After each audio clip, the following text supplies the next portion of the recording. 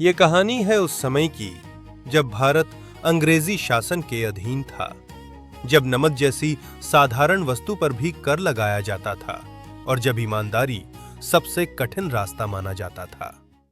ये कथा है एक ऐसे युवक की जिसने गरीबी स्वीकार की लेकिन अपना ईमान नहीं बेचा। उस युवक का नाम था वंशीधर। वंशीधर एक साधारण ब्राह्मण परिवार से थे। घर में धन नहीं था लेकिन संस्कार थे। उनके पिता जीवन के लंबे अनुभव से गुजर चुके थे।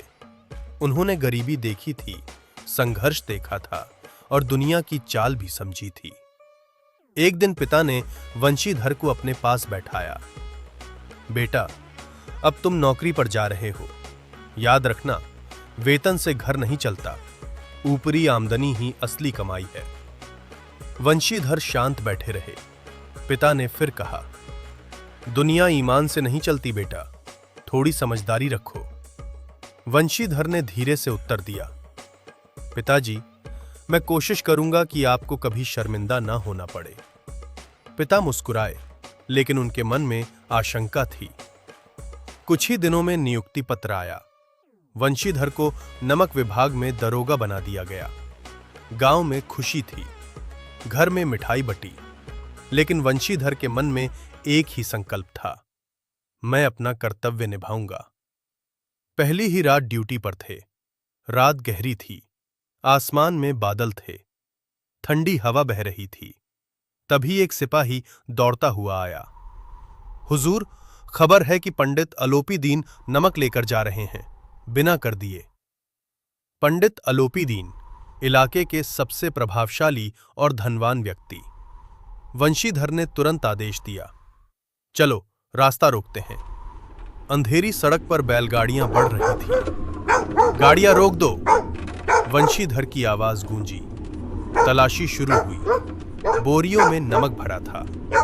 वंशीधर ने गंभीर स्वर में कहा, कुकाए बिना नमक ले जाना अपराध है।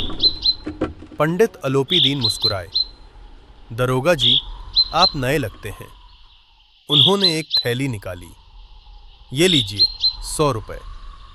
वंशीधर शांत रहे। नहीं। 500। नहीं। 1000। नहीं।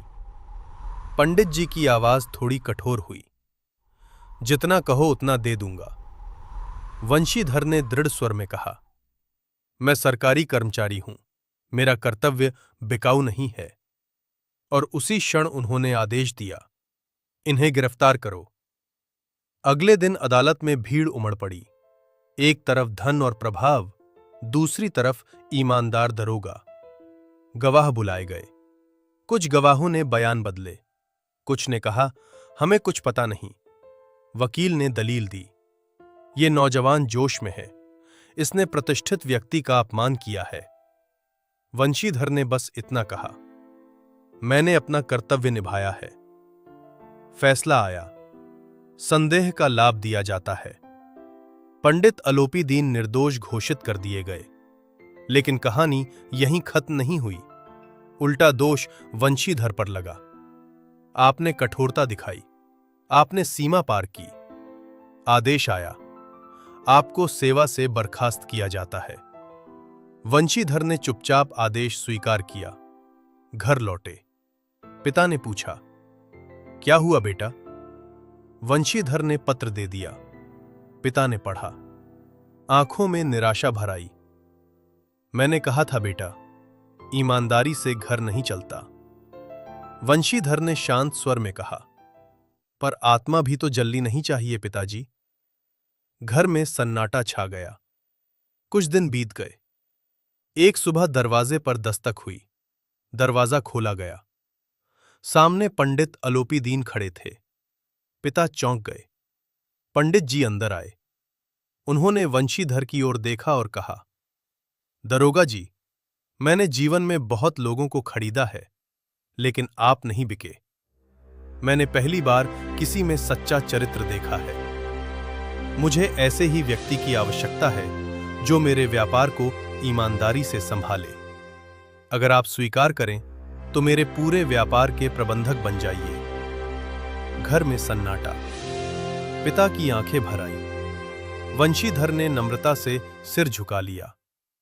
समय ने सिद्ध कर दिया, ईमानदारी तुरंत पुरस्कार नहीं देती, लेकिन अंत में सम्मान अवश्य दिलाती है। धन की चमक क्षणिक है, चरित्र की चमक अमर है। और यही संदेश देती है महान कथाकार मुंशी प्रेमचंद की अमर कहानी नमक का दरोगा।